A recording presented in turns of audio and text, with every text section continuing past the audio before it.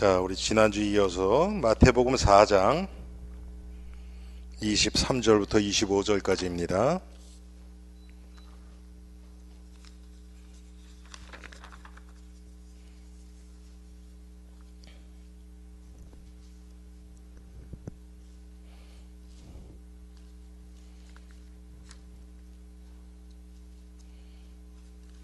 (23절부터 25절까지) 우리 한 목소리로 합독합니다. 예수께서 온 갈릴리에 두루 다니사 그들의 회당에서 가르치시며 천국 복음을 전파하시며 백성 중에 모든 병과 모든 약한 것을 고치시니 그의 소문이 온 수리아에 퍼진지라. 사람들이 모든 앓는 자, 곧 각종 병에 걸려서 고통당하는 자, 귀신 들린 자, 간질하는 자, 중풍병자들을 데려오니 그들을 고치시더라. 갈릴리와 데가볼리와 예루살렘과 유대와 요단강 건너편에서 수많은 무리가 따르니라. 아멘. 하나님, 지금 우리가 예수 그리스도의 인격과 사역에 대해서 말씀을 나누고 있습니다. 예수님이 이 땅에 왜 오셨으며 그분이 이 땅에서 하신 일이 무엇인지 우리가 이것을 알지 못하면 그리스도가 가신 그 십자가의 길을 우리는 갈 수 없습니다. 하나님, 이 시간 예수 그리스도의 가신 그 길이 우리를 구원하신 길이고 그 구원의 길, 그 길로 지금 구원받은 우리가 그리스도를 따라 걸어가고 있는 이 인생의 과정이 보여지고 믿어지는 귀한 시간 되게 하옵소서. 예수 그리스도의 이름으로 기도합니다. 아멘.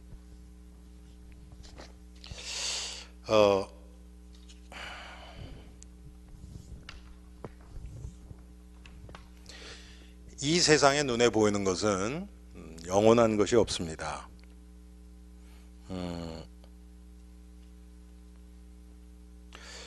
그런데 그게 마지막 끝날 때까지는 잘 안 보여요. 여러분, 지금 그 미국의 큰 기업들이 있죠. 그거 보면 영원할 것 같아요. 그런데 그렇지 않아요. 눈에 보이는 것은 영원한 것이 없어요. 한 20년 전까지만 해도 맥도날드이 문 닫는다는 것은 아무도 상상을 못했어요. 저도 미국 가서 옮긴 것은 봤어요. 옮기기 위해서 이쪽을 닫고 다른 데 가는 건 봤는데 장사 안 돼서 닫는 건 전 본 적이 없어요. 근데 지금은 많이 일어나고 있습니다. 사람이 만든 것, 눈에 보이는 것은 영원한 것이 하나도 없어요. 지난 주일이었나네? 제가 주일날 전 이제 주일 아침 일찍 오거든요. 그래서 이제 준비해 놓고 이렇게 밖으로 이렇게 나갔는데 그 뒤쪽 저쪽에 보니까요, 큰 나무 하나가 죽어 있어요. 작년까지만 해도 못 봤거든요. 그런데 죽어 있어요. 어떻게 하느냐, 위에 봐도 잎사귀가 하나도 없어요. 아니, 봄에 잎사귀가 없다 그러면 이해되죠. 좀 늦게 나나 보다 그러는데 지금까지 없으면 그건 죽은 거 아닙니까? 그렇죠? 뭐 보통 큰 나무가 아니에요. 다음 주에 한번 보세요, 여러분. 큰 나무인데 하나가 그랬어. 그래서 이거 당에서 얘기해서 저거 잘라야겠다. 그러고서 주일날 예배 전이었는지 예배 끝나고구나. 저 앞에서 우리 남전도회 임원들하고 저기 다 있어. 이천수 집사님, 김상기 집사님, 정상용 집사님, 박한철 집사님, 그 양반들이 저기 있더라고. 그래서 내가 저기 나무 죽었더라고. 그래서 봤죠, 그거를. 일부 때 내가 우리 최영선 집사님이 거기서 안내를 하셔서 그 얘기를 했어요. 나무 큰 게 죽었대요. 그랬더니 집사님이 이렇게 나가서 보시더니 저거 좋은 나무라 그러는 거예요. 왜냐 이분이 필리핀에서 나무 잘라서 한국으로 보낸 그거를 하셔서 잘 아시는 거예요. 그래서 딱 보시더니 저거 좋은 나무인데 저거 밑에 보라고. 밑에는 보니까 이 옹이가 없어요. 하나도 가지가 나간 게 없어요. 저거 진짜 저거 누가 아는 사람 있으면 저거 가구 만들고 그러면 저거 되는 거예요. 좋으면 뭐합니까? 우린 지금 죽어서 저거 그냥 놔두면 어떻게 돼요? 언젠가는 넘어져요. 맞죠? 그래서 야 저걸 어떻게 잘라야 될까 막 이제 그런 얘기를 하는데 우리가 자를 수 있는 수준은 아니에요. 너무 커서. 그런데 어제 낮에 화요 우리 역 성경 공부 다 끝나고 제가 어제 그제 교회 계속 있었거든요. 비 막 여러분 돌아가실 때 우리 끝나고 돌아가실 때 비 굉장히 많이 왔어요. 그래서 그런가 보다 하고 밑에 있었는데 한 3시 반 정도 됐나? 뭐가 밖에서 꽝 해요. 그래서 누가 왔나 그랬어요. 처음에는 제가 누가 나오면서 문을 꽝 닫은 줄 알았어요. 소리가 커서. 봤더니 아무도 없어. 그래서 이상하다. 위로 올라갔나 그래서 제가 무슨 차가 왔나 그래서 봤더니 차가 없어요. 봤더니 저기 나무가 하나가 넘어져 있는 거예요. 그랬더니 봤더니 그거는 우리가 보지를 못했었죠. 나무가 넘어지면서 그 펜스 한 장을 완전히 넘어뜨리면서 그냥 꽝 떨어진 거예요. 그러니 어떡합니까? 근데 그때는 이제 해가 막 쨍쨍 나서 그냥 놔두면 저거 나무는 진짜 위험해요. 여러분 자동차 조그만 나무라도요. 이건 괜찮겠지 그러고 들이받았다면 큰일 납니다. 나무 받으면 사람이 죽기가 쉬워요. 왜 그냥 움직이지 않는 거기 때문에. 그런데 그래서 저거 차가 그냥 모르고 지나가면 차 다 나가버리거든요. 그냥 놔둘 수는 없고. 그래서 이제 쉐드 가가지고 톱 갖다가 할 수 있는 까지만 하자 그래서 3번 이렇게 잘라서 옆에다 옮겨 놓고 더 이상은 제가 할 수 있는 게 없어요. 그래서 이천수 집사님한테 전화해서 주일 전엔 저거 해야 될 것 같습니다. 그래서 아마 하실 거예요. 제가 말씀드린 건 뭐냐면 옆에 있는 나무나 저런 것도 얼마나 됐을까요, 여러분? 아마 이쪽에 있는 나무는요 상당히 오래됐을 겁니다. 저거 아마 몇백 년 됐는지도 몰라요. 결국은 넘어져요, 이쪽 나무처럼. 이 세상 건 모든 게 다 그 시한이 있습니다. 우리 인생도 마찬가지고 모든 게 다 그래요. 오직 하나님만 영원하세요. 또 하나님으로부터 나온 것, 예를 들어서 우리의 구원도 영원합니다. 그 구원을 위해서 지금 우리가 예수님에 대해서 우리가 지난주부터 얘기를 하는데, 지난주에는 잠깐 우리가 좀 요약을 하면 예수님이 누구신가, 그 이름의 뜻과, 그리고 예수님은 시작이 우리랑 다르다. 예수님은 하늘로부터 오신 자예요. 우리는 시작이 땅입니다. 그렇죠? 그래서 우리는 땅에서 시작했기 때문에 영원하지가 않아요. 우리 스스로는 제한된 인생들이에요. 그런데 예수님은 시작이 하나님으로부터 왔어요. 하늘로부터 오신 분이에요.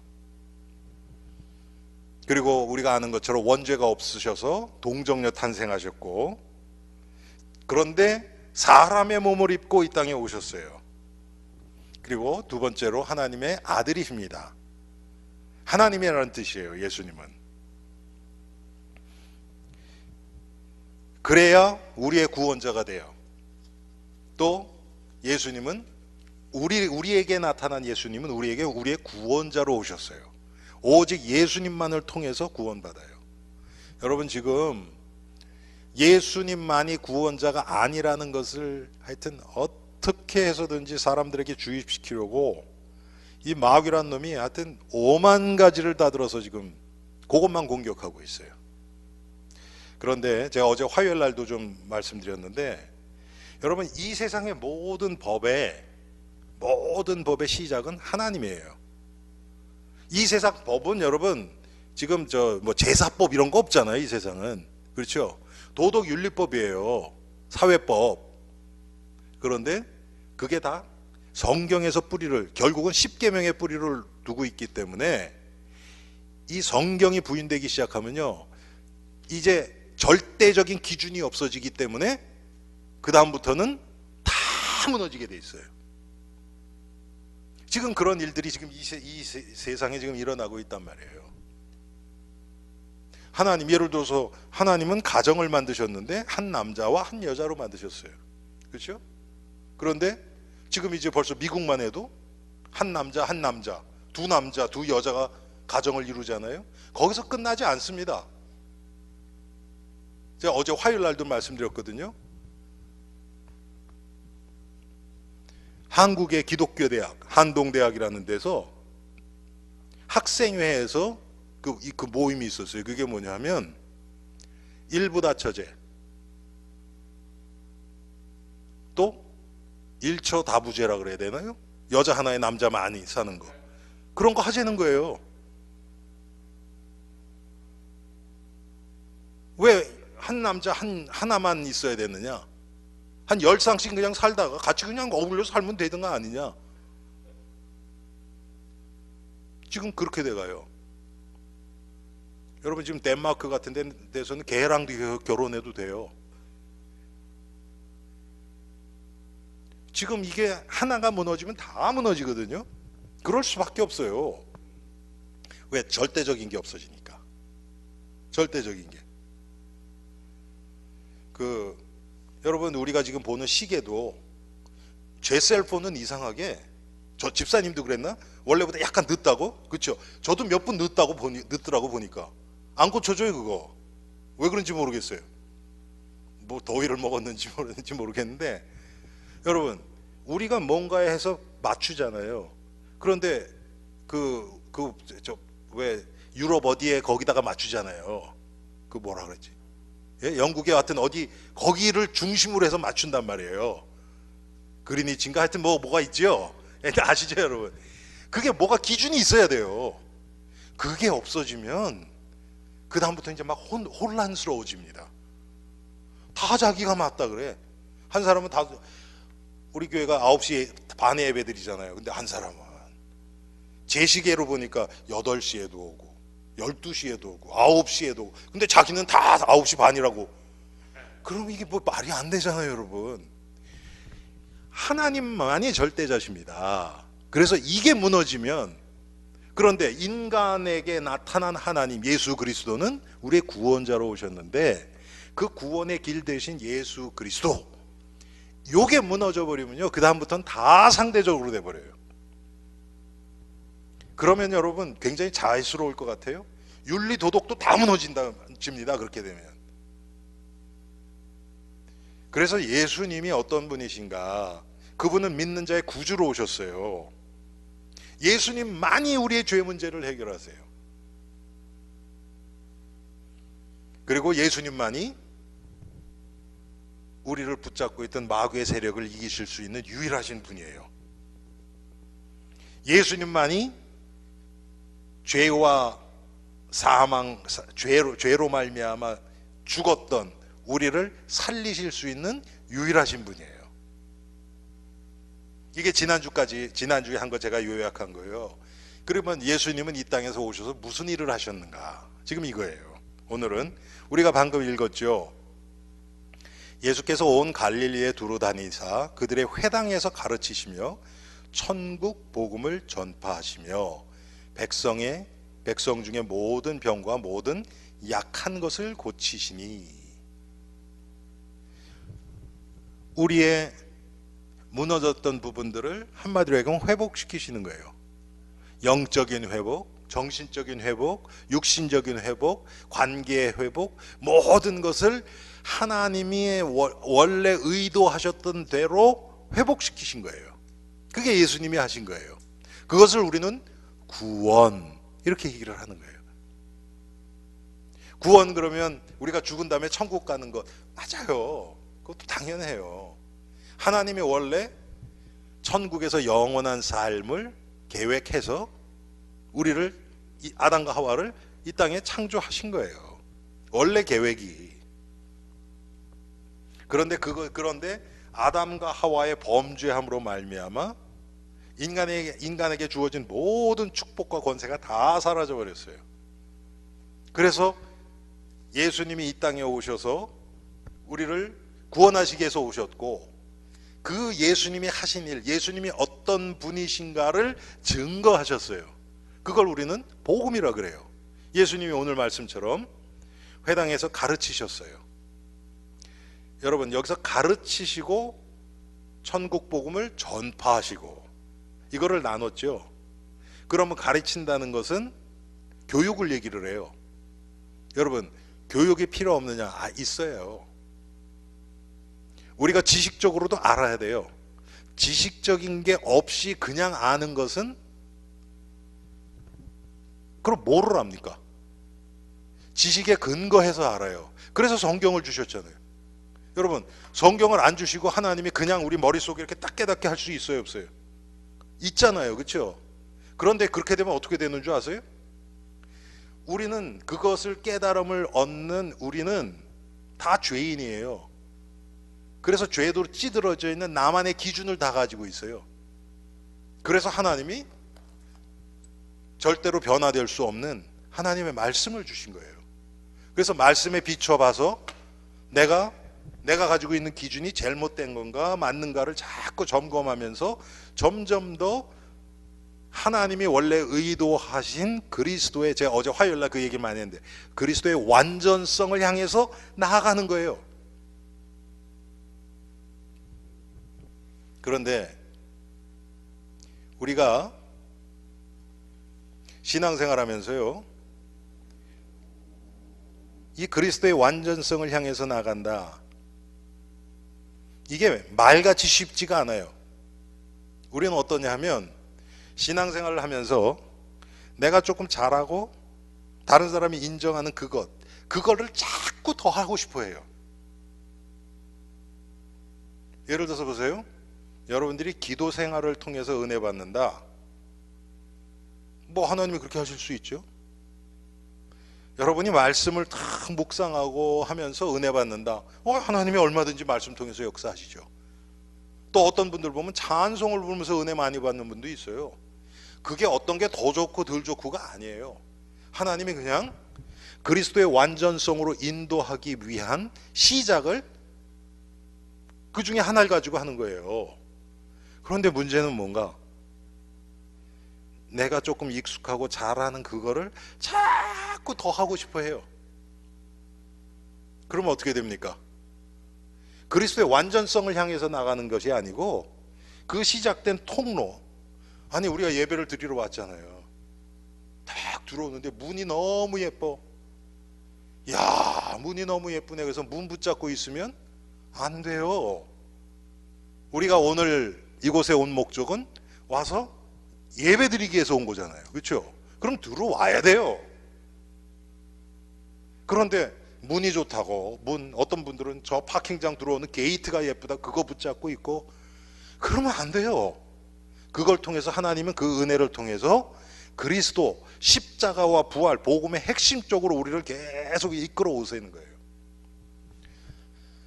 거예요. 제가 고등학교 1학년 때, 중학교를 서울에서 나왔고 고등학교 1학년 한 학기를 서울에서 다니다가 대전으로 전학을 갔어요. 그런데 서울에서는 연합고사 보고 들어갔어요. 뺑뺑이 돌리는 거 있죠. 우리 권사님들은 뺑뺑이 아니었죠. 그때 시험 봐서 들어가셨죠. 그렇죠? 저 바로 위에 학번부터 연합고사가 생긴 거예요. 박지만 때문에. 박정희 대통령 아들 아시죠? 저보다 1년 선배거든요. 걔 때문에 그게 생긴 거예요. 그래서 저는 이제 서울에서 연합고사 받고 다니다가 아버지가 이제 사업체가 대전에 있어서 한 학기 끝나고 내려갔어요. 그랬더니 대전은 대전부터 연합고사가 아니에요. 시험 보고 들어가는 거예요. 서울, 부산, 대구, 광주, 인천 5대 도시거든요. 그게 거기까지만 연합고사였어요. 첫 해는 서울만 했고 두 번째는 5대 도시까지 했고 그 후에 몇 년 동안 대전 6대부터는 안 했어요. 근데 제가 간 데가 충남고등학교라고 충청남도에서는 두 번째로 좋은 학교예요. 대전고등학교 다음으로. 갔더니 생전 못 보던 거를 해, 학교에서. 그게 뭐냐면 여러분 모의고사 들어봤죠? 모의고사 이렇게 무슨 뭐 월말고사 이런 거 보잖아요. 시험을 딱 보면 그 학년에서 1등부터 60등까지인가 그거를 방을 쫙 붙여요. 복도에다가 교무실 앞에. 그러면 1등 누구 그러면 몇 학년 몇 반 이렇게 해서 쫙 붙여요. 그러니까 서로 경쟁시키는 거예요, 이제 애들을. 그러니까 어떻게 합니까? 담임 선생님이 애들을 족치기 시작하는 거예요. 그래서 학교 등수별로 딱 해가지고요. 우리 반 같은 경우는 평균 딱 내가지고 그 밑은 그 등수 하나 떨어지는데 한 대씩 맞는 거야. 둘 떨어진 놈은 두 대 맞고. 그러니까 꼴찌는 그때 한 70명 가까이 되는 한 35대를 맞아야 되는 거예요. 여러분 보세요. 1등이 평균 5점 올리는 게 쉽습니까? 꼴등이 5점 올리는 게 쉽습니까? 꼴등 올리는 거 쉽지요, 그렇죠? 워낙 안 하는 애가 조금만 하면 5등 올라가거든, 5점. 그러니까 밑을 한단 말이에요. 그게 당연한 거죠, 그렇죠? 근데 우리가 신앙생활 어떻게 하나 보세요. 나 잘하는 거 그것만 계속 강조하고 그것만 딥다 해요. 나 연약한 부분 있죠. 그거는 아예 생각하기 싫어. 그런 사람들하고 별로 어울리기도 싫고 이렇게 하고 있어요. 그럼 우리 어떻게 되겠습니까? 그게 약한 부분들인데 마귀는 그쪽을 타고 계속 우리를 들어와요. 당연하겠죠. 예수님이 그래서 교육과 천국 복음을 증거하는 것을 지금 따로 기록을 하고 있어요. 이게 완전히 다르다는 게 아니에요.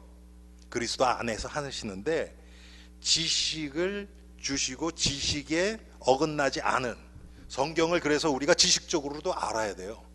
이걸 지식적으로 파라는 얘기가 아니고 성경에서 얘기하는 이 프레임, 틀이라 그랬죠. 이것을 알아야 여기 넘어가지 않아요. 그런데 미국 성도들은요, 성경 연구하시는 분들이 참 많아요. 뭐 과거에 우리 교회에 계시던 스트롬 장로님 같은 경우는 집에서 계속 성경 공부 인도하시잖아요. 직장에서도 해요, 그 양반. 그래서 제가 그 직장에서 과거에 저 레스톤에서 직장 계실 때 지금 이제 옮겼는데 거기서 하던 거를 저한테 부탁해서 제가 몇 달 동안 가서 그때 목요일 아침마다 한 적이 있어요. 그렇게 하시는 분이 많아요. 한국 분들은 전 그런 분들 거의 못 봤고요. 제가 언젠가도 말씀드렸지만 화요일마다 저희가 패너라 브라이드 가는데 그 베이글 세일하거든요, 화요일 날. 근데 거기 가면 항상 그 남자 그룹 모여서 계속 몇 년째 해요, 지금. 그런 사람들이 있어요. 그게 나쁜 건 아니에요. 다만 중요한 건 뭐냐면 그게 지식화돼 버리면 안 돼요. 굳어버리면 안 돼요. 그런데 하나님의 뜻이 어디 있는가를 계속 살펴보고 이 하나님의 구원 중심으로 성경을 아는 것은 너무 귀하죠. 그래서 예수님은 교육을 하셨고 그 다음에 복음을 전파하셨어요. 이 지식이 지식으로 그치지 않고 이게 쉽게 얘기하면 지식에다가 생명을 불어넣은 거죠. 그걸 구원 중심으로 풀어준 거죠. 마치 예수님이 사역을 하시면서 무리들 앞에서 비유로 말씀을 하세요. 무리들 앞에서 비유를 풀어주지를 않아요. 그런데 나중에 제자들이 있을 때 보면 그걸 제자들이 묻기도 하고 그때 그것을 다 풀어주시죠. 그것처럼 지식에 생명을 불어넣는 거예요. 그러면서 또 약한 자들을 고치셨어요. 이게 떨어진 게 아닙니다. 복음이 생명으로 전달되면 거기에 회복의 역사가 일어나요. 그것을 보고 내가 지금 복음을 바로 깨달아가고 있는 것을 확인하는 거예요.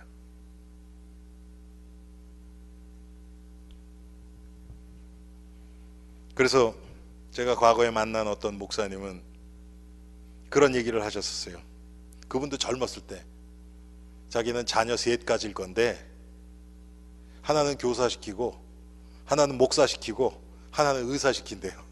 요 성경 구절에서 이제 힌트를 따낸 거죠. 뭐 그 자기 마음대로 되겠습니까? 하나님이 원하셔야 되는 거지. 그런데 사실은요, 여러분, 이게 우리 안에 다 있어야 돼요. 맞죠? 예수님이 하신 건데.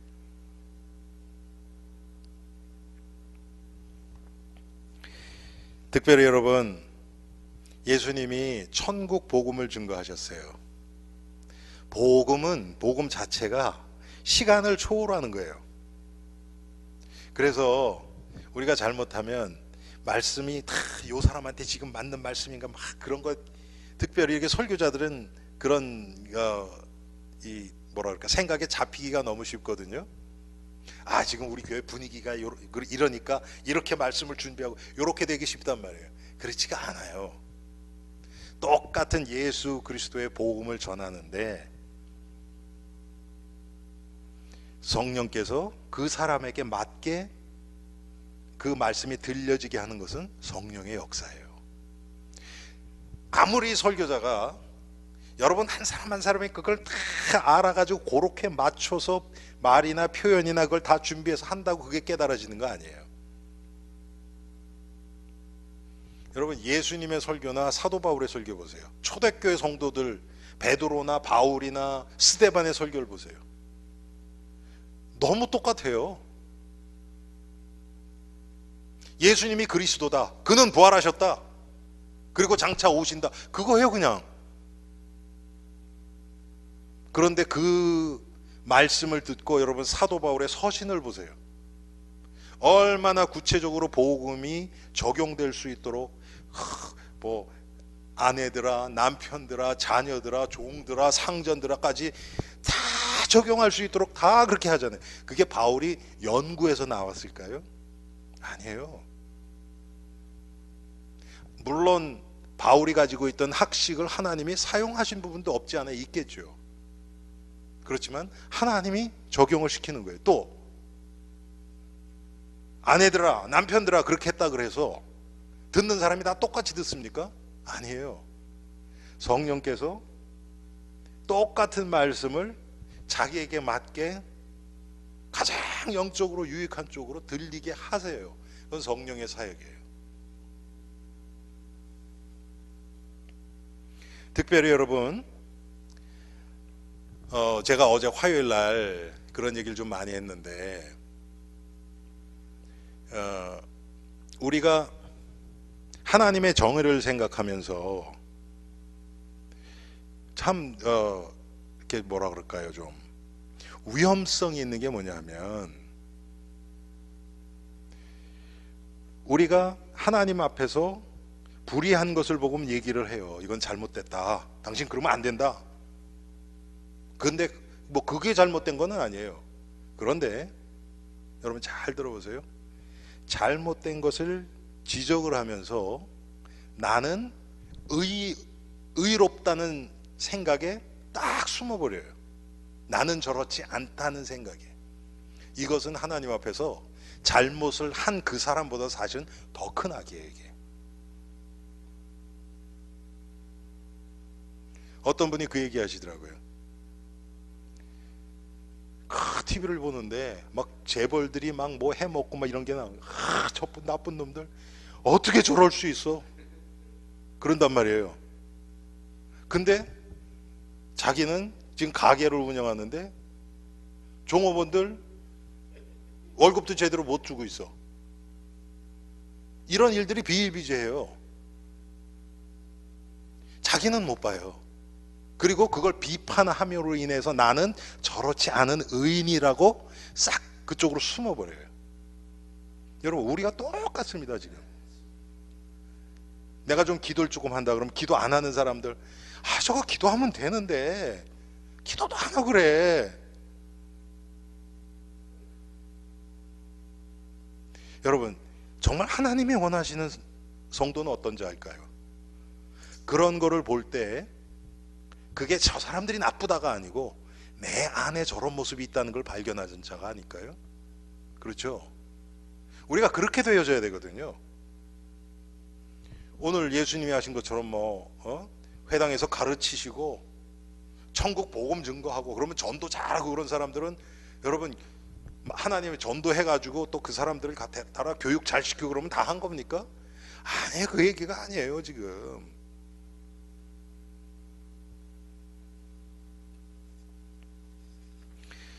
예수님은 가르치 교육하시고 말씀을 증거하시는데 그 결과가 주위에 연약한 자들, 죄인들, 소외된 자들 이런 자들이 마음껏 예수님께 접근할 수 있도록 그렇게 자신을 열었어요.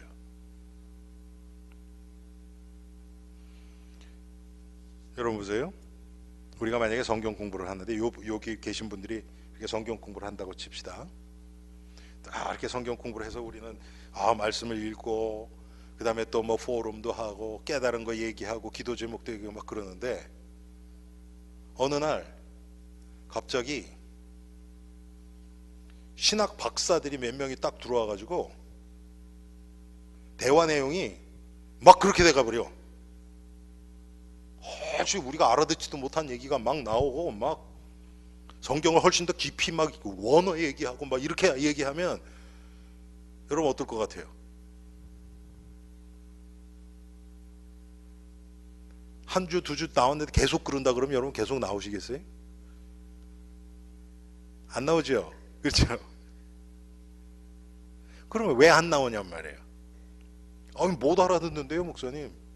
우리하고는 너무 좀 수준 차이가 있어서 이건 안 될 것 같아요. 맞아요. 그럴 수도 있어요. 물론 알아듣지는 못하는 그런 얘기를 또 하는 사람도 문제가 되지만 제가 얘기하는 건 지금 그거를 문제 삼고자 하는 것이 아니라 왜 나에게 그거를 거부하고 내가 편한 대로 가고자 하는 마음이 있느냐 그거예요. 사실은 그게 뭐 틀린 얘기도 아니고 알았으면 유익한 것도 많이 있을 텐데 내가 편한 것, 내가 편하지 않은 것으로부터 도망가고 나랑 비슷한 사람이랑 어울리고 싶어하고. 여러분 예수님은 안 그러셨잖아요. 죄인들하고 어울리셨어요. 죄인들의 친구라 그랬어요. 그래서 바리새인들이 공격했어요. 저자는 세리집에서 밥 먹고 근데 우리에겐 그런 모습이 없잖아요. 여러분 그런 교회는 사실 세상에 없어요. 그런데 우리가 알고 그것을 항상 우리 자신을 점검해야 되는 것은 뭐냐 하면 보세요. 어떤 자들이나 다 올 수 있는 교회가 가장 좋은 교회겠죠. 그렇죠? 아까 제가 말씀드렸죠. 자, 어떤 사람은 찬송을 통해서 은혜를 받아요. 그래서 그 찬양 생활을 통해서 그리스도의 완전성으로 점점 나아가져요. 그럼 그런 사람은 찬송 자체를 강조하지 않습니다. 어떤 사람은 말씀을 계속 깊이 연구하고 하면서 은혜를 받았어요. 그래서 계속 그것을 통해서 그리스도의 완전성 쪽으로 나가요. 그러면 그런 사람들이 주위에 조금 모일 수 있어요. 그렇지만 그것은 그냥 하나의 과정이고 계속해서 점점 아까 제가 말씀드렸던 것처럼 자기가 모자라는 부분을 더 알아가요. 나는 이렇게 성경을 연구하고 하는데 이게 말씀으로 기도로 연결은 잘 안 되는구나. 이게 내 삶에는 어떻게 적용되며 내 삶을 통해서 내가 알고 있는 이 복음이 어떻게 지금 전달되고 있는가. 이쪽은 또 약하단 말이에요. 그럼 그쪽을 또 계속 추구하겠죠. 그런 식으로 만약에 우리 교회가 이렇게 쫙 이상적으로 있다 그러면 찬양을 통해서 은혜 받은 사람, 기도를 통해서 말씀을 통해서 뭐 봉사 헌신을 통해서 성도의 교제가 좋아서 막 와서 은혜 받기 시작한 사람이 다 다르게 시작을 했는데 결국은 그리스도 그분의 십자가와 부활이라는 가장 그 핵심을 향해서 점점 나가지겠죠. 그렇죠? 이런 교회가 온전한 교회, 이상적인 교회 아니겠습니까? 뭐를 하나 강조하고 주장하는 게 아니에요. 이렇게 해야 된다 이거 아니에요. 이게 더 중요하다 그것도 아니에요. 그런데 여러분 저는 교회 생활하면서 자라면서 그런 모습들을 너무 많이 봤어요. 전부 자기가 속한 부서가 제일 중요한 거야. 그래서 막 뭐 주일학교는 또 주일학교대로 저는요 평생 제가 찬양들을 했단 말이에요. 그런데 웬만한 교회에서는요 교육부보다 찬양대가 훨씬 중요합니다. 교육부보다. 근데 저는 이거 마음에 안 들었었어요. 제가 찬양대를 하지만 웬만한 교회에서는 찬양대 지휘자가 전도사 봉급보다 더 많이 받아요. 근데 그분들은 자기의 생업이 있는 분들이에요, 다. 그렇죠? 뭐 중세 시대 여러분 아시는 분 핸델이나 바하나 그런 사람들은 완전 음악 사역자들이었어요, 교회에서. 그래서 찬양을 작곡해서 가리키고 막 보급하고 그러던 자들이 그건 그 사람들의 생업이에요. 그거는 하나님이 콜링한 사람들이에요. 음악 사역자들이었단 말이에요. 그런 자들은 달라요. 그런데 그게 아니고 자기 생업 다 있고, 그런데 이제 자기의 어떤 하나님이 주신 달란트 가지고 교회 와서 봉사하면서 그렇게 하는 것. 그런데 그걸 가지고 막 몇천 불씩 받는단 말이에요. 소울리스트. 여러분 소울리스트가 주일날 와서 한 번 정도 부르나? 그러고서 전도사는 만큼 저는 그게 이해가 안 됐었어요. 근데 교회 특히 한국 교회 문화에서는 그게 당연해요. 우리 집사님이 지금 저 반주부터 지금 다 하는데도 솔리스트만큼도 못 받지 지금. 하나님이 주신 달란트 가지고 봉사하고 사실은 그게 감사하니까 그냥 차비 정도 주는 이렇게 해서 시작한 거예요. 그런 면으로 보면 한국의 영락교회가 좀 뭐라 그럴까요? 좀 책임감이 크지. 거기서부터 제일 처음에 솔리스트 돈 주기 시작했거든.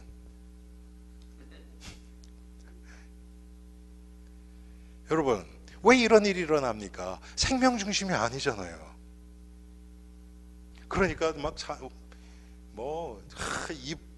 이 부서가 중요하다 막 그래서 제가 그래서 언제 말씀드렸죠. 저는 주일학교를 그렇게 하고 싶은 거야. 한번 꼭 해보고 싶어요. 그래가지고 교육부장한테 가서 얘기를 하니까 그럼 자네가 오면 너무 좋지. 그래갖고 다 해요. 찬양대에서 또 들고 일어나네. 그래갖고 목사님 찾아가. 그리고 몇 번 못했어요 제가. 거기 저 다 하기로 내가 원해서 하기로 됐는데 그런 일이 있다면 왜? 찬양대에 앉아있는 사람들이 훨씬 실권 있는 사람들이 많거든, 교육부보다는. 여러분 이런 일들이 왜 일어납니까? 결국은 자기중심적으로 내가 속한 기관이 더 중요하다고 사람들에게 인정받고 싶어하는 사실은 그게 욕심이에요. 죄성이요. 그런데 우리 예수님의 완전성을 생각하면 우리가 그렇게 할 수가 없어요. 생명 중심이어야죠, 사실은. 그 예수님은 사람들을 거부하시질 않았어요. 정말 은혜 받기를 원해서 예수님께 오는 어린아이와 같은 자들, 병자들, 여러분 예수님이 배척하는 것처럼 하신 적은 있죠. 예를 들어서 그 가나안 여인이 왔을 때 뭐라 그럽니까? 자녀의 떡을 취하여 개에게 주는 것이 마땅치 않다. 그러시잖아요. 그렇죠? 그 여인의 믿음을 시험하신 것이죠. 그게 그 사람을 무시하고 경멸하는 그게 아니잖아요. 가장 그 사람한테 맞게 복음을 증거하신 것뿐이에요. 어떤 자들에게 그렇게 하기도 하시고, 사마리아 여인에게는 가장 아픈 데 쓱 건드리고 네 남편을 데려와라.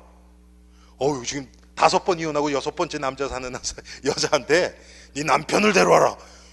뜨끔하잖아요. 예수님 다 아시는 거죠, 그거.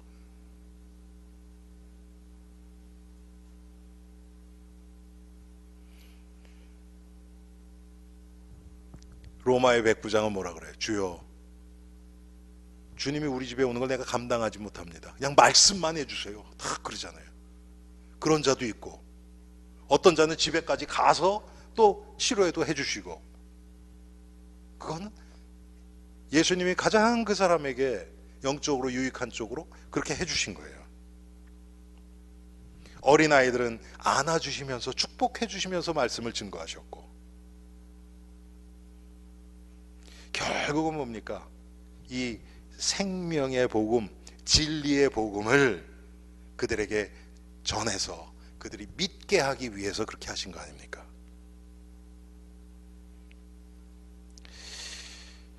예수님이 또 하신 중요한 일이 뭡니까? 우리를 위해서 죽으신 거죠.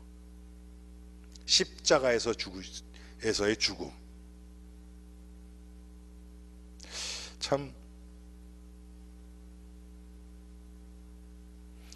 십자가에서 죽은 만큼 중요하고 가장 감사한 일인데, 그거에 비해서 너무 마음에 감동이 안 오는 것도 적은 것 같아요. 너무 당연하게 너무 많이 들어서.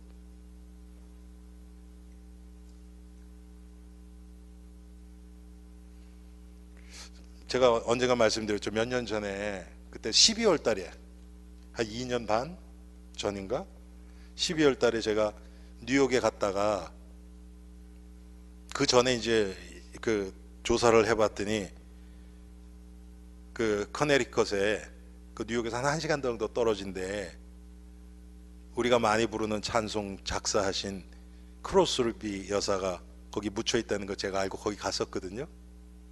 거기 갔는데 눈물 나더라고. 정말 그 묘비에 이것이 나의 간증이요, 이것이 나의 찬송일세, 그게 딱 적혀 있어요. 그거 보는데, 야, 하나님이 이런 성도님을 나보다 미리 나게 하셔서, 저는 진짜 그분의 찬송 부르면서 은혜를 많이 받거든요. 야, 그게 너무 감사하고 막 그러더라고요. 그냥 찬송시, 그것도 예수님이 행하신 구원을 이 사람을 통해서 한 건데도 내가 감동이 오는데, 예수님의 십자가 얘기를 하면서 그만큼 감동도 잘 안 와요. 솔직히 이게 뭐가 잘못된 거 아닙니까? 아니, 여러분에게 어떤 분이 귀한 선물을 주셨어요. 너무 귀한 선물을 주셨어. 근데 어떤 사람이 그걸 갖다 줬어요. 갖다 준 사람은 보면서 막 눈물이 나는데 그 사람 생각하면 눈물이 안 나. 이건 뭐가 잘못된 거 아닙니까, 우리가?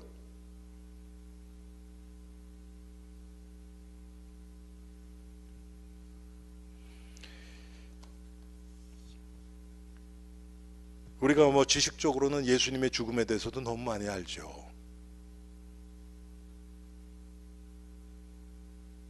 구약의 선지자를 통해서, 특별히 이사야를 통해서 예수님의 고난과 죽음이 예언되었고, 700년 전에 시편에도 예수님이 우리를 위해서 죽으실 것 여러 군데 예언되었죠. 들으면서도 마음에 안 와닿아요, 이게 잘. 부활절 때 막 그냥 막 그런, 오히려 여러분 그런 적 없으세요? 그거 이렇게 말씀을 딱 들으면, 예수님이 나를 위해서 십자가에서 정말 고난당하시고 죽으셨다 그러면 별로 마음에 안 와닿아요. 그런데 갑자기 그걸 찬송가에다 붙여갖고 웬 말인가 날 위하여 막 이런 거 막 계속 부르잖아요. 그럼 눈물 나는 거 아세요? 그 찬송가, 여기서 우리가 이거 딱 끝난 다음에 불 희미하게 해놓고요, 한 10번만 계속 가사 이렇게 불러주면서 하잖아요. 그러면 마음이 뭐가 오는 것 같아요. 근데 그건 성령의 역사입니까? 그건 만들어가는 거죠. 그거는 그만큼 우리가 진짜 영적인 데는요, 이 감각이 없는 거예요. 그걸 육신화 시켜버리면 마음에 오는 것 같아요.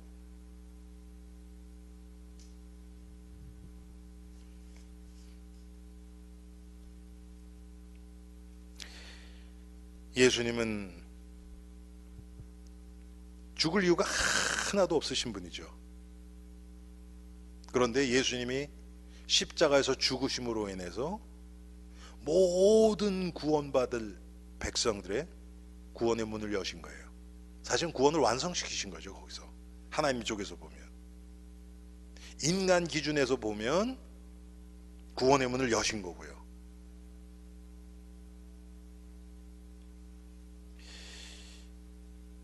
예수님은 죄가 없으신 분이에요.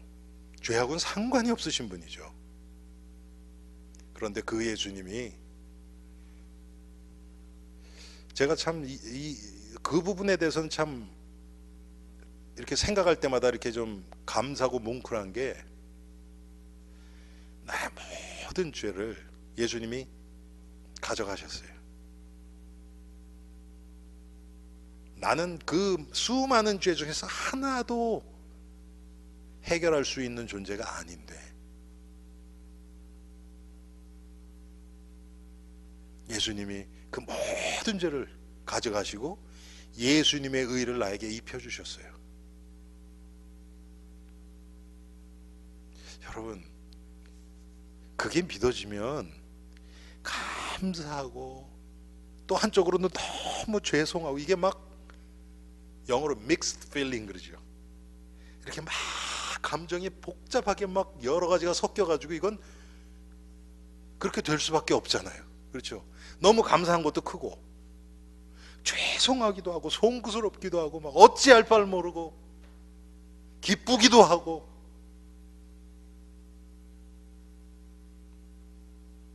그 예수님의 대속의 죽음 앞에서 우리가 할 말이 뭐가 있겠습니까?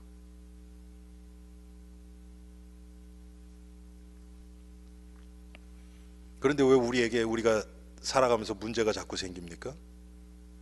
그게 실상으로 와닿지 않아서 그렇죠. 내 의가 나오는 거예요. 그렇게 되면 그게 싹 사라질수록 이제 내 육신의 모습들이 막 여기저기 막 튀어나오죠. 나 자랑하고 싶고 막 속상하고 막 원망하고 싶고 실망하고 뭐 여러 가지 미움 막 튀어나오죠.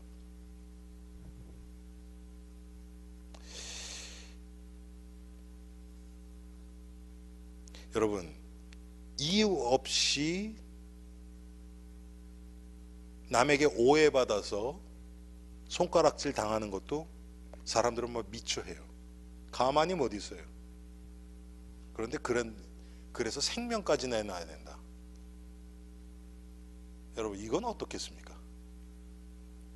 근데 우리가 당하는 거하고 그렇게 해서 우리가 죽었다 하는 거하고 예수님하고 또 달라요. 예수님 죄가 없으신 분이에요.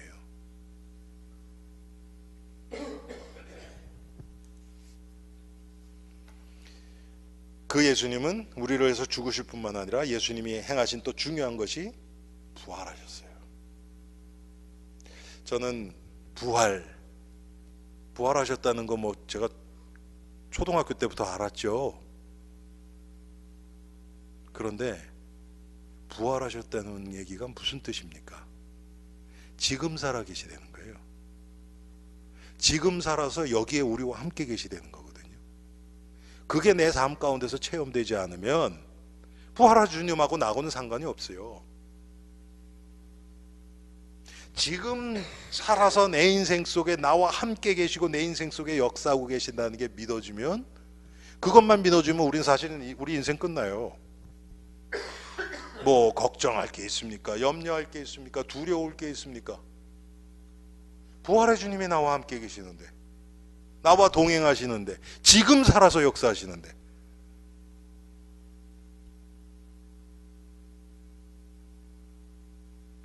이게 사실적으로 안 믿어지는 거예요. 사실적으로 믿어진다는 얘기는 뭐냐 하면, 부활의 주님이 필요할 때 제일 먼저 생각나는 게 부활의 주님이어야 돼요. 예를 들어서 제가 전도사님한테 전도사님 이거 좀 가서 좀 사오세요 얘기를 하면 당연히 나가서 뭐부터 해요? 차 시동부터 걸겠죠. 그렇지 않겠어요? 왜? 당연히 차 갖고 가야 되니까. 그런데 그게 생각이 안 난다. 여러분, 그게 말이나 됩니까?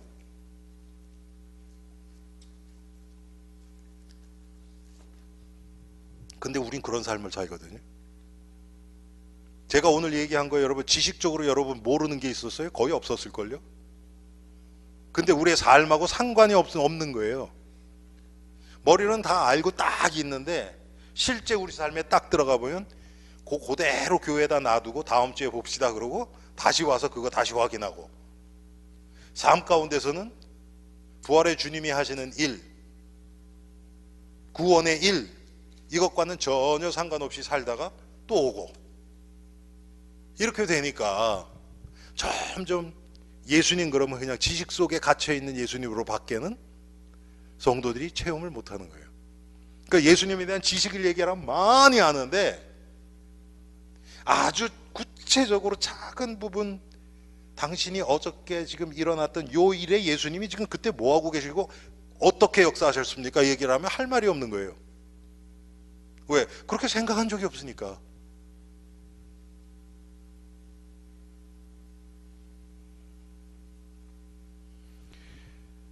예수님이 죽으시고 장사 지내고 사흘 만에 부활하셨다, 그거 모르는 신자가 누가 있어요? 다 알죠. 성경에 예언되었고 성경 예언된 대로 다.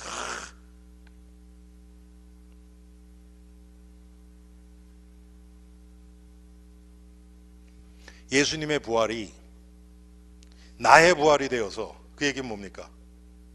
나의 옛사람이 죽고 나의 죄로 찌들어 있는 그 나의 옛사람이 죽고 그 부분에 예수님의 부활의 능력이 드러나고 하나님의 구원의 일이 드러나고, 그게 부활의 주님이 그 부분에서 내 인생 속에서 하신 일이란 말이에요. 이렇게 체험이 되어져야 되는데, 사람과의 관계도 마찬가지죠. 내 삶의 많은 부분들, 미래 문제, 건강 문제, 경제 문제, 관계 문제, 가정 문제, 회사 직장 문제, 모든 것이 다 그리스도 안에서 하나님의 구원의 일과 연결이 되어져야 되는데, 교회 안에서는 뭐 막 믿음 얘기하고 그러는데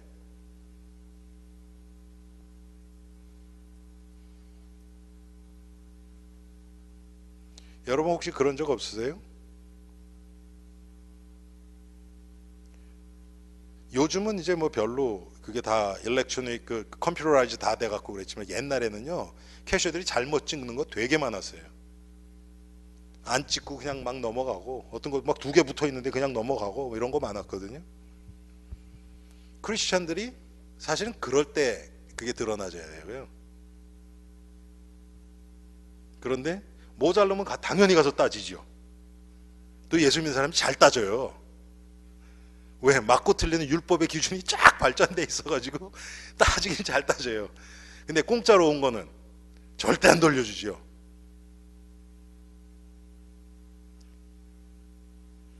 여러분, 한국에서 몇 년 전에 세월호가 침몰했잖아요.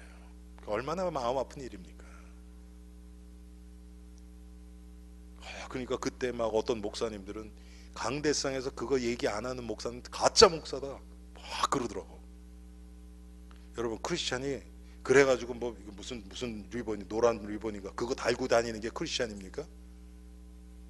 아니에요. 그게 함량이 초과됐을 때 이거 안 됩니다. 나는 크리스찬 양심으로 그렇게 할 수 없습니다. 그러면 잘릴 거예요. 잘리는 게 크리스찬이에요.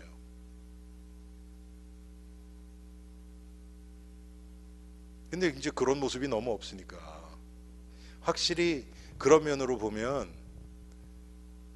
미국 사람들이 훨씬 더 크리스천 문화가 되어졌어요. 한국 사람들보다는. 한국 사람들은 그냥 겉에 껍데기가 막 끓었어. 냄비 끓듯이 막 그냥 막 정신없이 끓었어요. 단시간 내에. 그런데 이게 밑으로는 별로 못 내려간 것 같아요. 지금 뭐 교회 모습 보면 증거 다 나는데, 뭐 미국도 지금 그렇지만 그래도 미국은 식는데 오래 걸렸어요.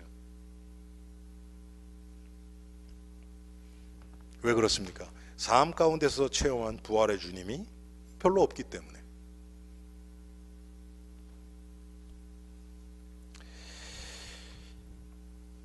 이거를 가르쳐 주시기 위해서 예수님이 부활하신 후에 많은 사람 앞에 나타나신 거예요. 제자들에게도 나타나고 막달라 마리아 앞에도 나타나고 승천하실 때는 주위에 500명의 성도들이 있었어요. 예수님이 40일 동안 계시면서 하나님 나라의 일을 말씀하셨어요. 그때는 그것만 말씀하셨어요. 다른 얘기 안 하고 뭐 병 고치고 이런 얘기 없고 하나님 나라의 일만 말씀하셨어요.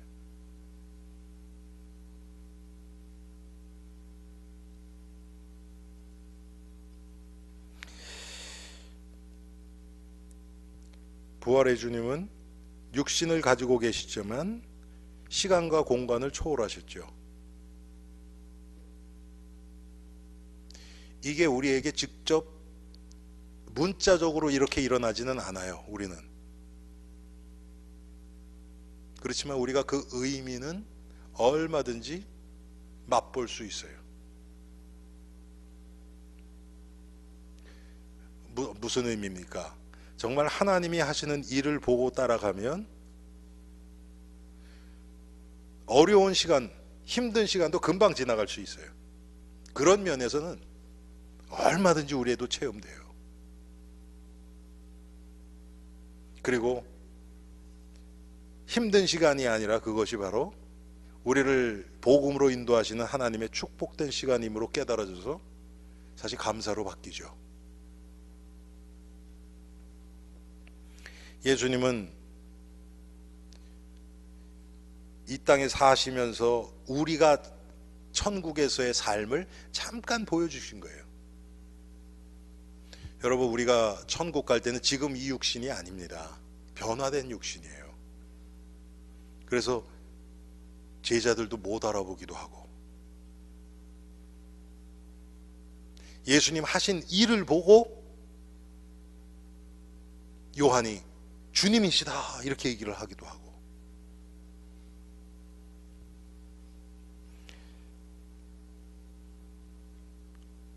분명히 식사는 하셨는데 우리처럼 똑같이 그러니까 우리가 알 수 있는 차원이 아닌 세계가 아니에요. 그거는.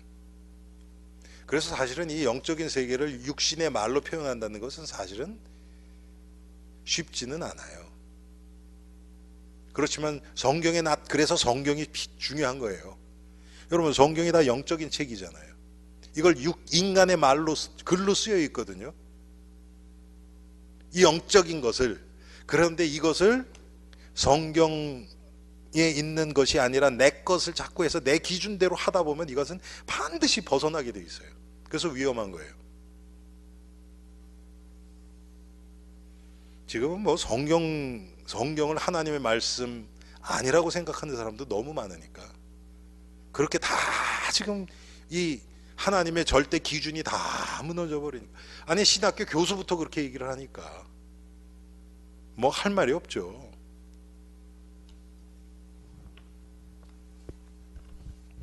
그리고 예수님은 승천하셨습니다. 마지막으로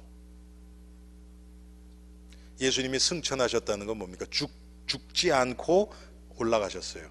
이것은 우리가 살아있을 때 예수님이 오시면 우리도 들림받는 것을 지금 보여주는 거예요. 그게 문자적으로 일어날지 그건 몰라요. 그렇지만 예수님이 그러시면서 무슨 얘기 하셨습니까? 승천하신 게 중요한 것이 아니라 다시 오시겠다고 약속하신 거예요. 재림. 그게 우리의 소망이죠. 예수님의 재림이 없다면 우리들은 정말 기약 없는 싸움을 싸워야 돼요. 근데 예수님 반드시 재림하시겠다 그랬거든요. 그 사이에 이제 무슨 일이 있었습니까? 성령을 보내셨어요. 그래서 그때까지 우리를 인도하셔서 복음을 알아가도록 그리스도를 깨달아가도록 우리를 지금도 인도하고 계십니다. 예수님이 성령을 통해서 하시는 일이에요. 이번 남은 3일도 정말 예수님이 지식으로 아는 예수님이 아니라 지식으로 알고 있는 그 예수님이 나의 삶 가운데서 부활의 주님, 지금 살아서 역사하시는 주님으로 체험되어지는 복된 3일이 되기를 바랍니다. 하나님, 우리가 예수 그리스도에 대하여 특별히 오늘은 예수님의 사역에 대하여 그분이 무엇을 하셨는지 그분이 이루신 구원의 일이 무엇인지를 잠깐 생각해 보았습니다. 예수님의 사역 가운데 가장 중요한 것이 십자가에서 죽으시고 부활하시고 승천하셔서 이제 재림하실 분인 것을 말씀을 통해서 확인해 보았습니다. 주님, 이 하나, 그 중에 하나도 우리가 머리로 이해할 수 있는 것은 없습니다. 하나님의 은혜로 이것이 믿어지게 하시고, 믿음이 지식적인 동의가 아니고 사실적으로 믿어지는 우리의 삶이 믿음의 삶으로 연결되어질 수 있도록 주여 은혜를 더해 주옵소서. 우리 엘림의 성도들 남은 3일도 부활하사 지금 살아서 역사하시며 성령으로 우리와 동행하시는 예수님, 그분을 체험하며 정말 그분 앞에서 감사할 수밖에 없고 정말 기뻐할 수밖에 없는 우리들임이 깨달아지게 하옵소서. 예수 그리스도 이름으로 기도합니다. 아멘.